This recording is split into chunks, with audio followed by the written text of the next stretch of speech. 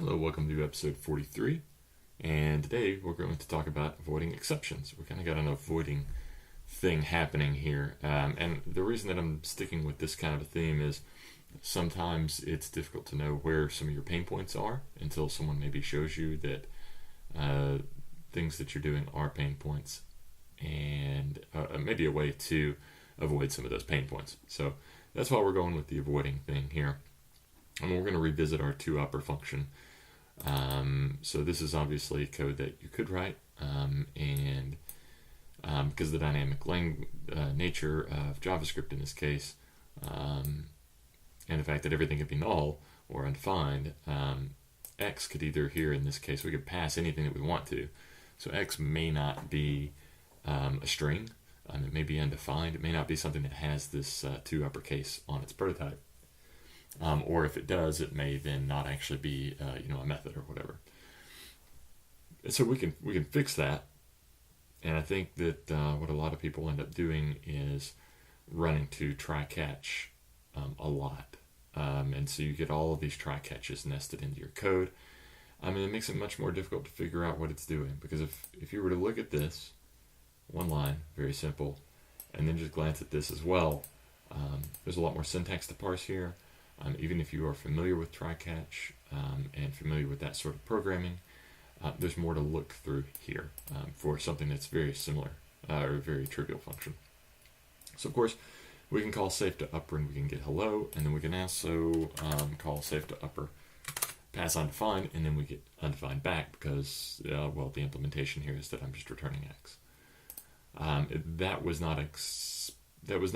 It's implicit here if you knew what the method was going to call, but if you didn't know that, you kind of had to look through the code a little bit to do it. So this is a little bit better. It still has the same issue that, we're returning undefined, and you're like, maybe there's something else we could return. And that might be the case, but I'd ask then, what should we return? All we know about is this X. We can't really return anything else from this. If we're saying for any X we're going to return something else, basically the only thing we can do is just return that X. So what are some other options? Because we want to avoid having to write this. Because even if this does solve the problem that we were having, which was some sort of an undefined exception, we don't want to have to write this all the time. What I'll see is that this pattern shows up all the time in people's code. Well, we know it's a pattern because it shows up all the time. So how do we get rid of that? So one way we can do this is to use the maybe type from Ramda Fantasy or whatever language that you're working in. There's going to be a maybe type. If there's not, you want to pair, and we can write one for whatever language you're talking about. That's cool too. Definitely let me know. But basically, so we got this try maybe function. It takes a function and it takes an argument, and it tries to apply that function with the argument. And then, assuming all of that's good, we're wrapped in a try here. We're going to return a maybe of that thing, and else, in this case, we're going to return maybe nothing. So now, not only are we dependent upon the fact of, this thing ran, and it's just spitting back out the same thing, that whole concept of what should we do in the catch. In this case, we have actually something that we can actually do about this.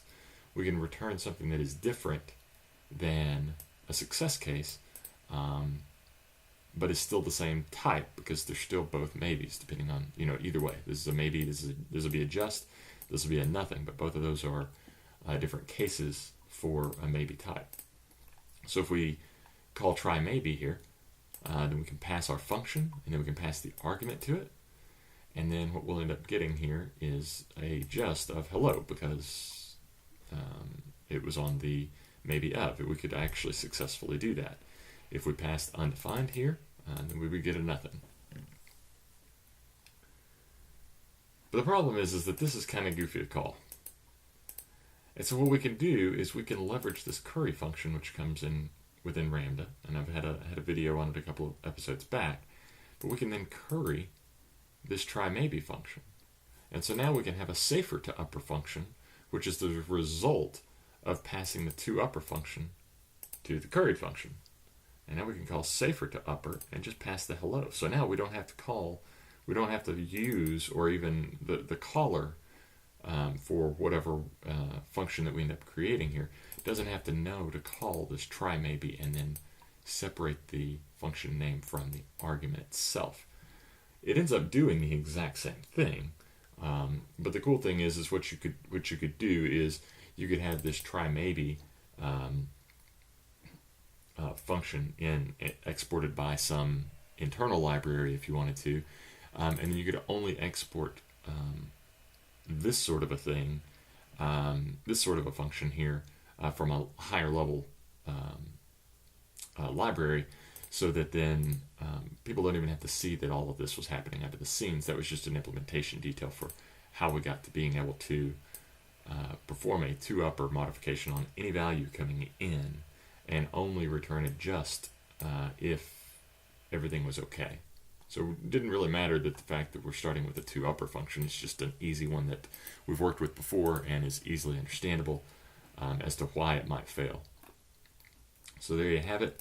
You can do maybe. Of course, if we wanted to, this curry, since it works on a function, this curry could have easily been put right here, but I wanted to break those out into two different things. So you see what the benefit of currying is, and then you also see how what it would look like if we didn't have it curried. So in other words, if we didn't have this curried, we couldn't call try maybe and just pass the one argument. It wouldn't work. But because we curried it, now we can call, we can pass the two upper to our curried try maybe, and then actually allow us to pass the final argument here to finish applying the function. So there you have it. That's episode 43, Avoiding Exceptions. Thanks so much.